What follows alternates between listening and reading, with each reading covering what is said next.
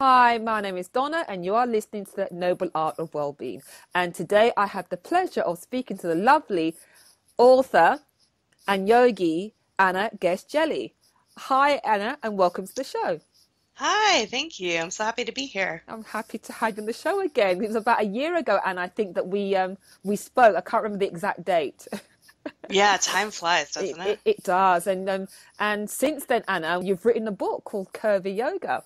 Yeah, I am so excited about this book. It's something that has been something I wanted to bring into the world for a few years, and so I'm just happy that people can get their hands on it now. Can you tell us a little bit about yourself?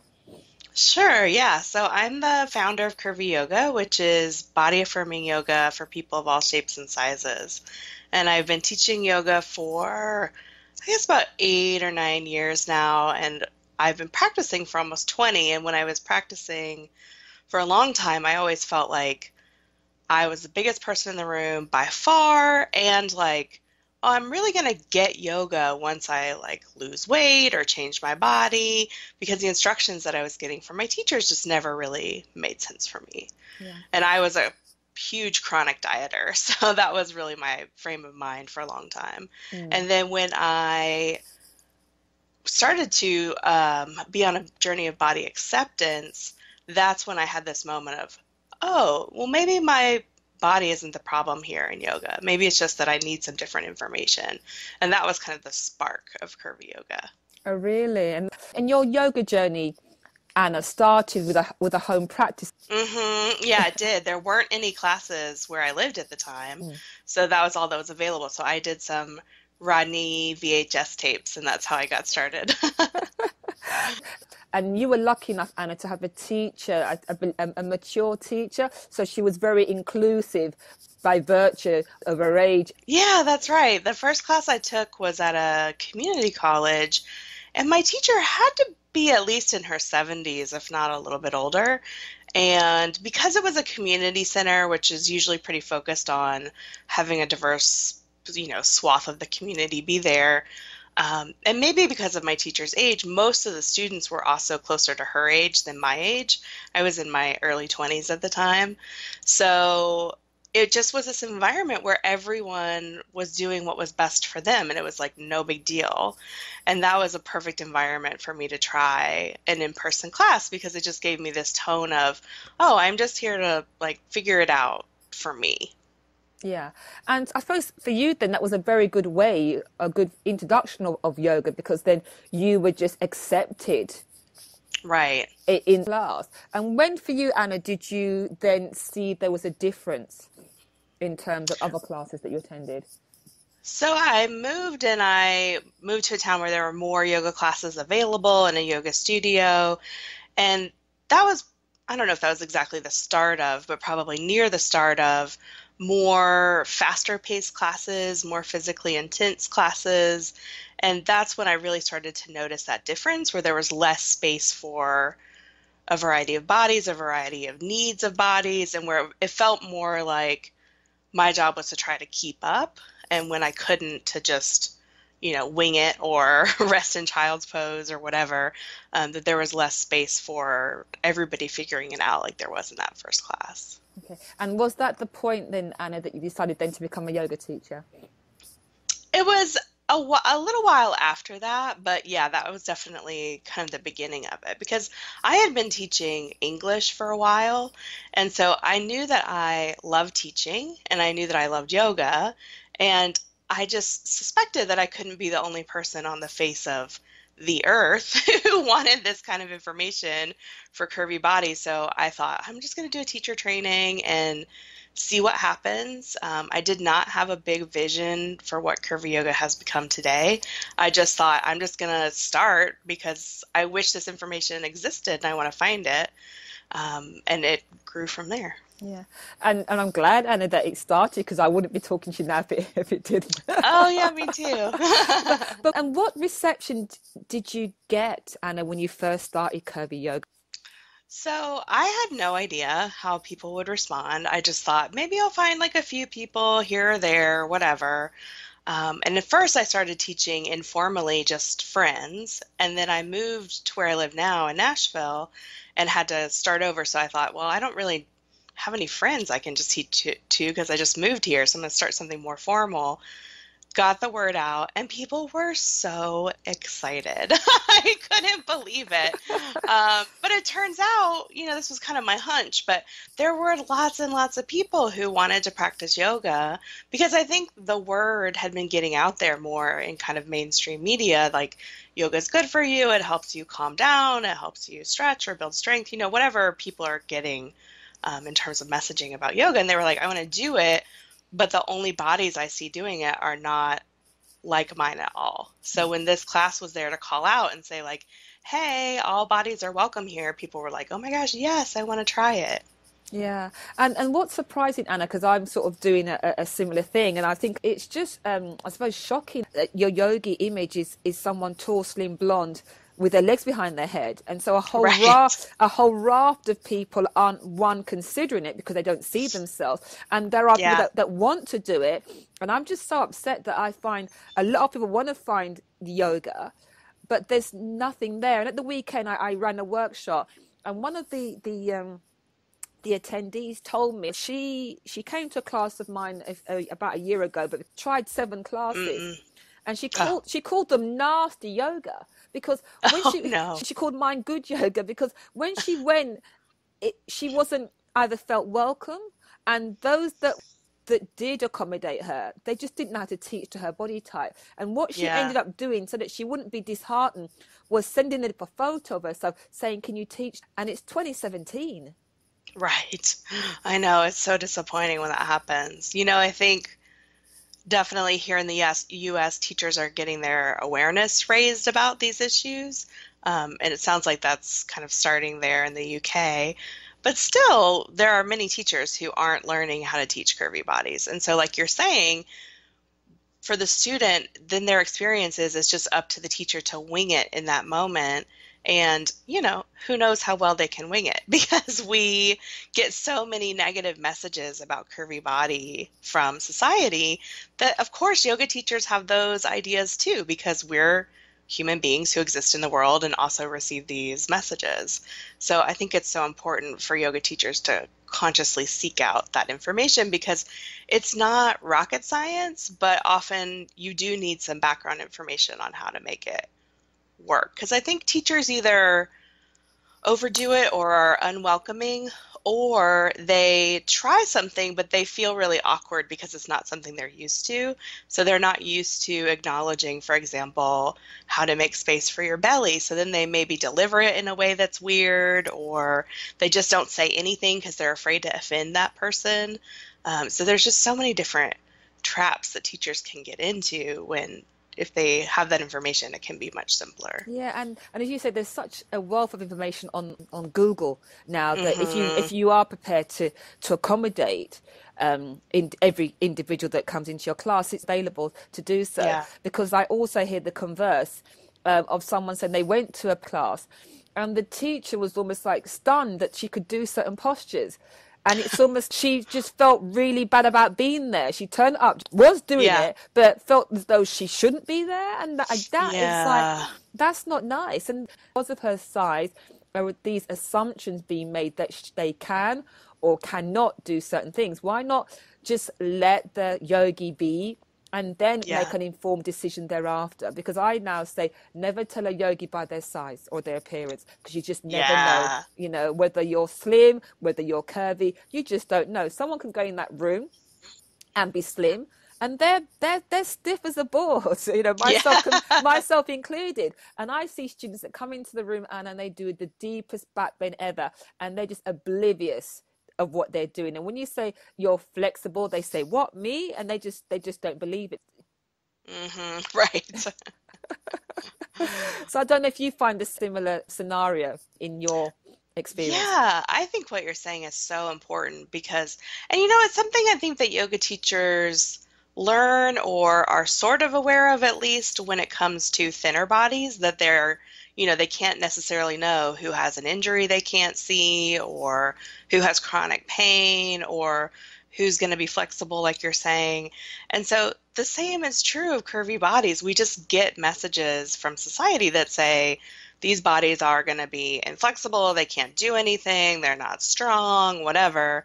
And so then yoga teachers bring those assumptions to the mat, and then either they're kind of borderline insulting or unwelcoming to the student, or like you said, they're praising the student, but it's not in a way that comes across well because they're like, oh my gosh, look what this person can do, that gives a tone that says, I never thought that they could do this. And like you're saying, that's also not Yeah. welcoming. Really meeting that student where they are, same as you meet any student, is the best way to handle it. And that's what I find in my journey, because the more I do the positive yoga, my students inform me, I'm learning from them as well. So I never go in there Yeah. and think that I know everything, because it just makes my teaching and my learning so much more enriched, Hmm. and I can experience what someone, I know it's so hard sometimes. They'll book that Yeah. class and it's so hard to try and get there.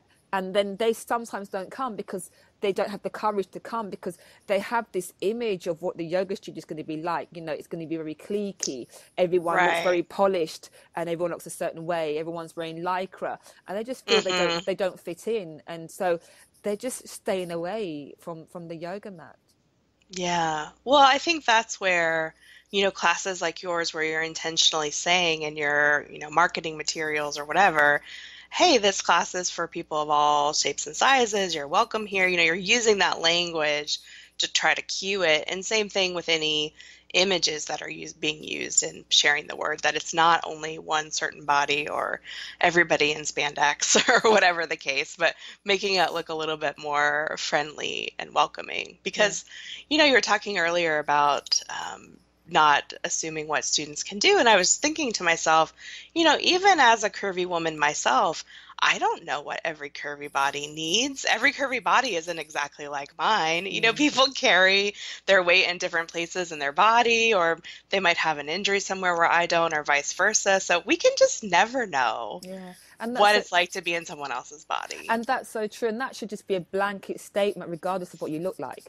Yeah, You know, exactly. observe what someone can do before you make those judgments. But well, I suppose we live in a world where we automatically make judgments, whether it's inside the room or outside the room. Right. This goes deeper, and Yeah, well, and just bring our awareness to the fact that those things exist. yeah, I think that's the first step, is not, the first step can't be getting rid of it. The first step yeah, is awareness and seeing like, oh, okay, this is how I'm thinking about this student's body, but let me just come back to what I know is true, which yeah, is I'm going to offer them suggestions for how to be safe in this pose, and I'm going to see what happens and not tell them that what they can or can't do before yeah. they even try it. Yeah. And how have you seen the body positive movement change, Anna? Because I know you were very involved at the very beginning. So Hmm. from the inception to modern day. Yeah, I definitely have. I mean, when I first started, especially blogging and connecting with people online, there weren't a lot of people having that conversation publicly. I think there were places, certainly in local communities, where that conversation was being had, but there wasn't a bigger conversation about it. And now I feel like there are lots of different conversations happening where people are, bringing it into their local community and they're connecting with each other online or at conferences or places like that. And I think that's so important. And one of the real benefits of how the internet has supported the yoga community is helping people who might have otherwise felt isolated come together. That's definitely been my experience with Curvy Yoga. Good. And for someone that is trying to evolve yoga, what would you have a suggestion for them, Anna? Hmm. I think it depends on if they're a student or a teacher or whatever, but some of the things we talked about earlier I think are important. Talking about your yoga practice to other people, especially if you don't have a traditional yoga body. I think sometimes, especially when I was first starting to become a teacher, I would say, I'm going to become a yoga teacher. And people were kind of like, what? And that was an opportunity for me to say, like, yeah, here's what I'm wanting to do, and here's why. I think talking to people about things like that can really make such a difference and help with that word of mouth messaging. Because then people say like, oh, I heard about this thing where, even if they haven't tried it themselves, they're helping to share it. Yeah. And then I think if you are a yoga teacher, using that diversity of images in your materials to really let people know what this is about, because those pictures, they say like a picture's worth 1,000 words or whatever. Like it's so true, Yeah.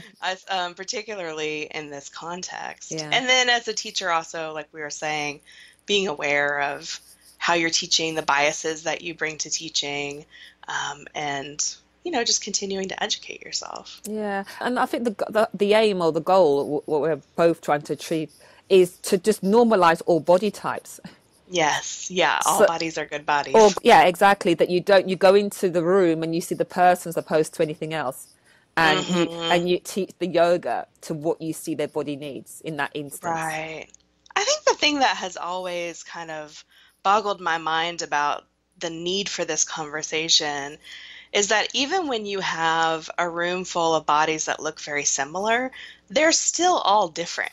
You still don't know, like you said, who's flexible, who's strong, who has who's grieving the loss of their mother, and that's going to affect their pose. There's just so many things that to me, I'm just like, of course, all bodies are different. Of course, we have to offer lots of different options, but that's gotten lost somewhere in some of the teaching. So I Yeah, think it's important for us to just be continuing to say that yeah, no matter what your body looks like, all bodies are different and all bodies are good. yeah. And it's not weird or bad if you need something different in your pose. That just is what it means to be a human Exactly. in a But body. yeah, but it's also like blocks, or props. It's almost like there's this stigma against using a block. It means that if you're using a prop, that your practice is no good, where it's quite the Right. reverse. You're honoring your body because you're seeing that you may be misaligned, and you're Mm, using that prop to help you to balance out yeah. the body.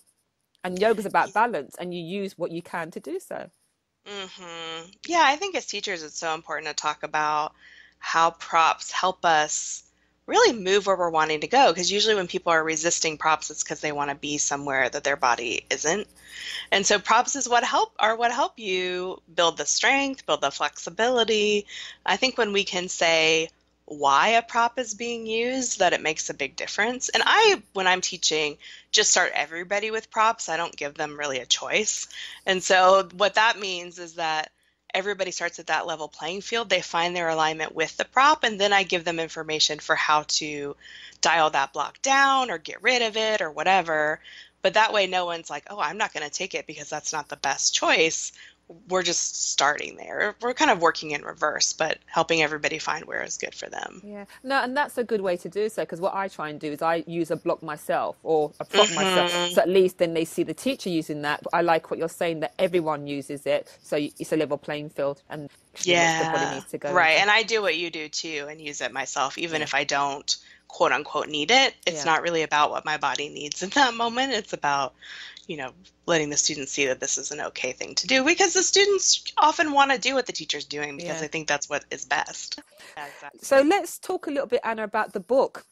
Okay. I'm pleased to say I've got my copy and I've been reading the book, and I love the book so much in that it outlines your journey in a way that I feel as though I'm there with you. Oh, And thank you. yeah, and there's just certain points in the book or aspects of, that really jump out. I just wanted you to talk about the book, Anna, what your intention behind the book was, and and who you want the book to appeal to.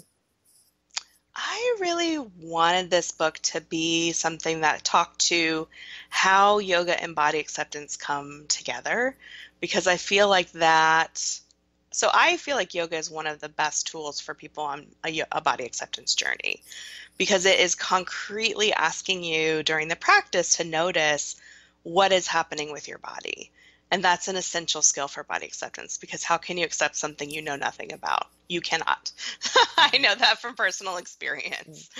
So in the book, I share part of my story, and through that thread, some suggestions, practices, etc., for people to start to bring yoga and body acceptance together, both on and off of the yoga mat. So that was really important for me that people could bring that down to earth, because I think both yoga and body acceptance can sometimes be a little bit esoteric. Like people can think, oh, sure, that's a good idea, or that person can do it. And then when they start to practically apply it in their life, they're like, how do I do this? And then can get kind of stuck. So I wanted to give people suggestions for how to really work with these things. And I didn't want the book to only be an asana or yoga pose book, but I wanted to include that information because it's so important. So the appendix of the book is curvy pose options, and I really focused on some key poses that show up in lots of different yoga classes and tips that can then also be applied to other poses. So I would say, okay, here's how you can move the belly in this kind of pose, and you can use that in this, that, and the other kind of pose. So that if students are going to classes where this information isn't being offered by their teacher, they know it and they can support themselves. And that comes across very much in the book. But one of the key points of the book that I like, Anna, because you chart from when you're a young child and the dieting. And you know, and in my journey, I'm beginning to see how the diet industry, you know, we're set up to fail, basically, right. in that, and that you can have health for every size, but you never get told the true facts. And for me, one of the biggest revelation was that, you know, when you go on a diet, the body thinks that you're starving. Right. So it then does what it's meant to do. So it makes you think about food all the time because it wants you to eat. And also that when you eat, the food tastes even more what's delicious because it's wanting you to eat more. And these are things that you're never told. But when you have those thoughts or those reactions, it's failure. It's down to you. It's wrong, but it's not. That's your body's natural mechanism kicking in. But no one tells you that. Right. Yeah, and like our bodies are so smart and amazing, like we should be thankful that they can do that. But the diet industry depends on us, quote unquote, failing, because if we all, quote unquote, succeeded, then they would be out of business. Like, what would they do? Yeah. And so you're so right that this gets cast as an individual failure when really it's this systemic thing that's happening to keep us all thinking that it's an individual problem. Yeah. And that happens in all kinds of forms of oppression, because when people feel like it's their individual problem, they're less likely to come together and say, hey, what if we just didn't do this anymore? What if we just change this system, whatever the case is? Yeah. And that's what I love about Health at Every Size, which is really saying, no matter your shape or size, you can find what health means for you. And we can't tell, just like you were saying with yoga, we can't tell just by looking at someone's body shape or size what their state of health is. You know, one thing I always love to say is, you know, have you ever met a thin person who's unhealthy? Of course you have, you know, but people act like they could never meet a fat person who is healthy. You know, it's just silliness when we start to break it down. Yeah. And it's just that unconscious conditioning that we're not even aware we get. And that's, as you say, the self-acceptance, but also the self-awareness. Because even for me, to be aware of how I behaved and be more conscious about how I behave, you know, in and outside of the room. So that's what the beauty of the yoga gives you as well.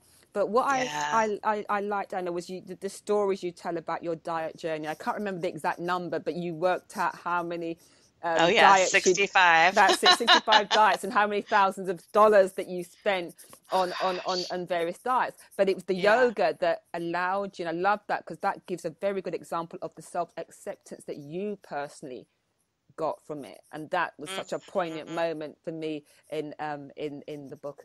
And another part of the book I like as well was you started hot yoga, and I teach Bikram yoga as well, and how you were doing it, and you went there, and that first experience of you being in the hot room, that made me chuckle because it was very similar for a lot of people that I know.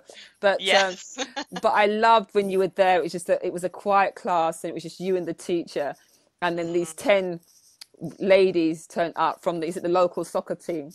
Right. Yeah. And then Yeah. that you just wanted to run for the door, and Right. you overthought your escape, that you missed that moment.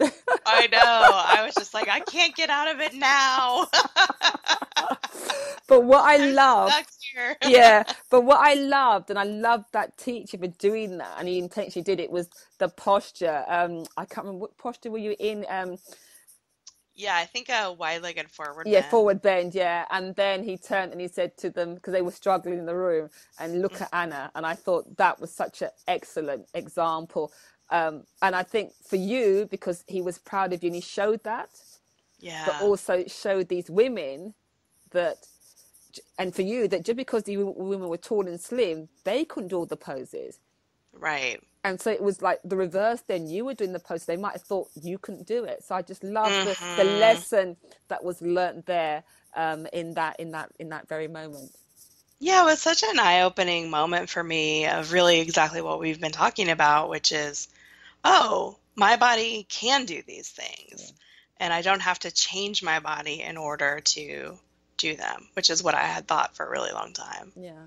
And then how did when you then reconciled, Anna, with just you were happy with how you were, how did you feel? I mean, I would say it's an ongoing part of my life. It isn't something that I feel like, oh, I'm done with this now. Mm.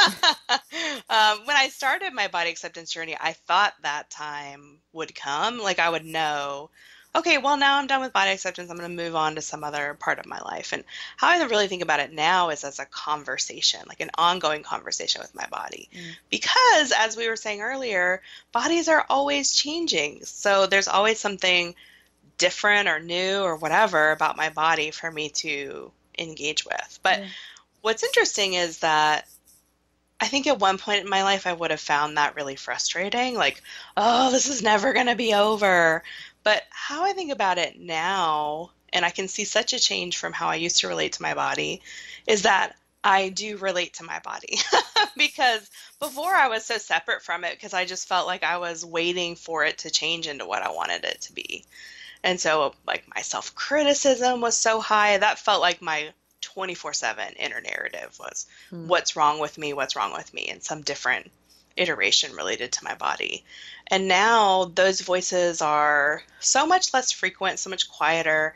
And when they come up, they're more like flags of awareness for me. Like, I'm like, oh, this is coming up. Like, what's going on? And I can kind of investigate it rather than just believe it, Mm. which is how I used to relate to it. So I see so many changes, and it makes me happy now to know that I'm going to be in this conversation with my body moving forward because I see how that's such a foundation for my life. When I'm in that conversation with my body, I feel more just rooted in my own truth and wisdom, and that permeates into every part of my life. Yeah, and I love that, Anna. You know, yoga sort of brings about a conversation with your body, and that's so true.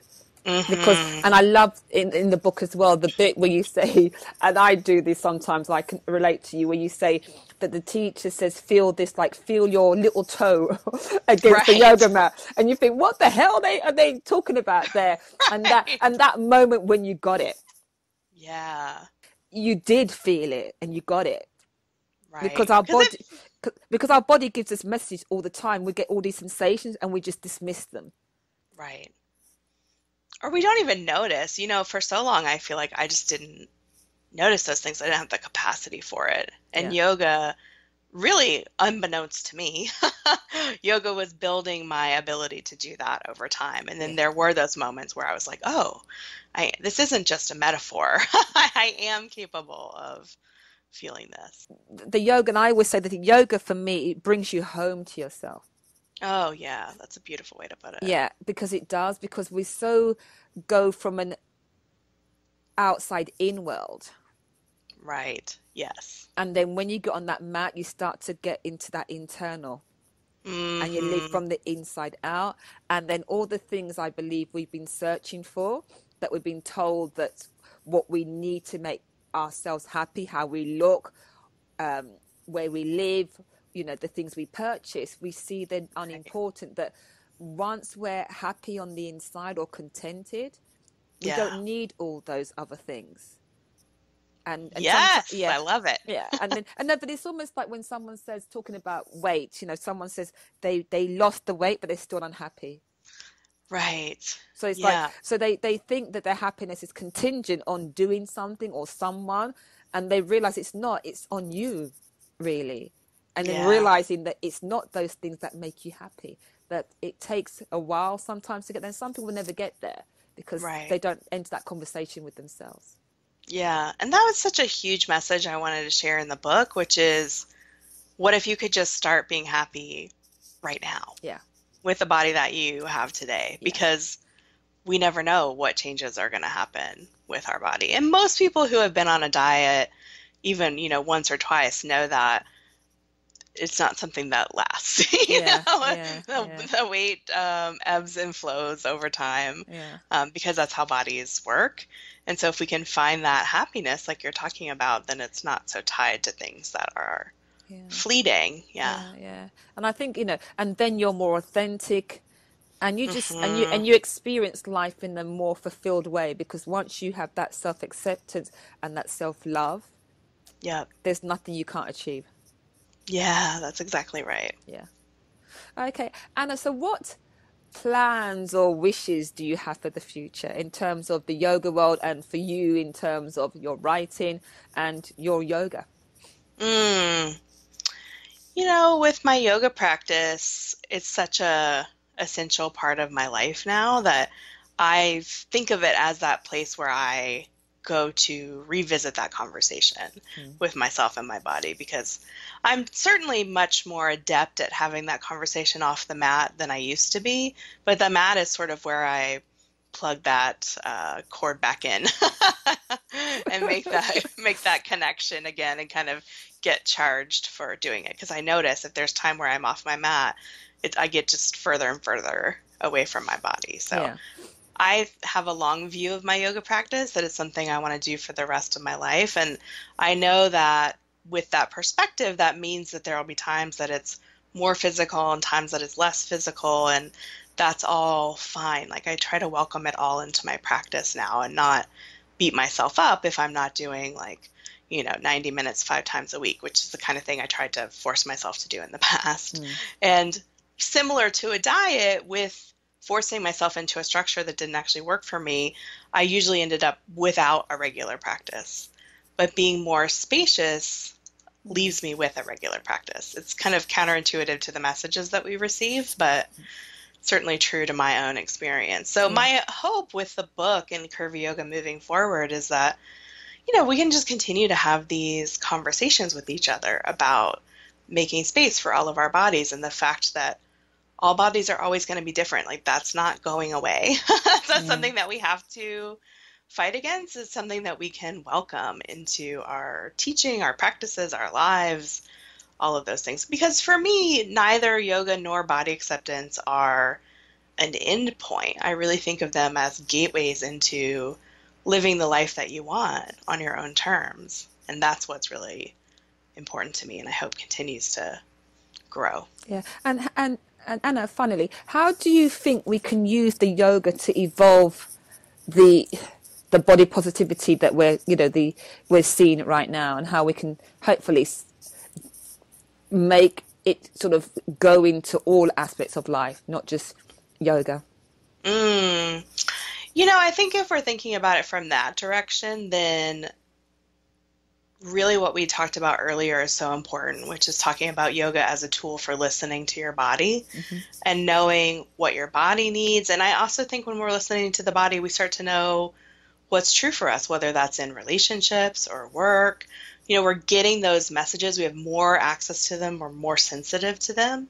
And for me, at least, and I've certainly heard this from many students and practitioners of yoga, that there's no way that that doesn't bleed into the rest of your life and inform you. Mm. And then you are in the world, living from what is true for you, comfortable in your own skin, and that invariably affects the people that you're in relationship with and has this kind of ripple effect that is, kind of hard to pinpoint, but I think really makes a difference. Okay. For someone that may be out there, because sometimes I know how difficult it is for someone who wants to try yoga, but Yeah. they're not 100% there, what advice would you have for them? Because everyone seems to think they have to be flexible or be able to do something before they get on the mat. Yeah. I mean, first of all, I would say I understand why you feel that way, and that's not something that's wrong with you. You are getting those messages for sure. So I always want people to feel validated in why they feel that way. Mm-hmm. But I also want those people to know that that's not the only way that exists, even if it's the primary way that we see, like in, magazines or TV or whatever. So I like to think about it as an experiment where, the beauty of the variety of different types of yoga and the number of teachers we have these days is that there are lots of options out there. But that also means that the first few classes you go to may or may not be a good fit for you. So if you go to a class and it's not a good fit, I so strongly encourage and invite you to not take that personally and just say, oh, this class wasn't for me, but that doesn't mean that yoga isn't for me. And, I think using the internet to look for classes that are intentionally saying that they're welcoming of people of all shapes and sizes makes a big difference. Looking for classes maybe that are targeted for beginners if you're newer to yoga. And you can have conversations with the teachers ahead of time and say, do you use props in your yoga classes? Do you teach to a variety of different levels? Just to try to get some of that background information. And then, if you have a buddy that will go with you, like that's great and can make it a little less scary to try it out. And there's also, like you mentioned earlier, so many different resources online that you can also start at home, like I did. So a lot of times that's a nice way to kind of start to learn some of the poses, get used to it, and build a little confidence and information. And then, of course, using things like the pose information in my book or from online to be able to support yourself even if you don't get that information in person. Well, thank you, Anna. And where can our listeners find out more about you, and also where can they purchase the book as well? Oh, so curvyyoga.com is where you can find everything, including purchase information for the book. So it's available most places online and in many local stores as well. Okay, I'll try and find the link and put a link with the interview as well. But Anna, that'd be great. Yeah, and as always, Anna, it's always a pleasure. Thank you very much for being on the show. Yeah, thank you so much for having me. Thanks everybody for listening. You're welcome. Thank you, Anna.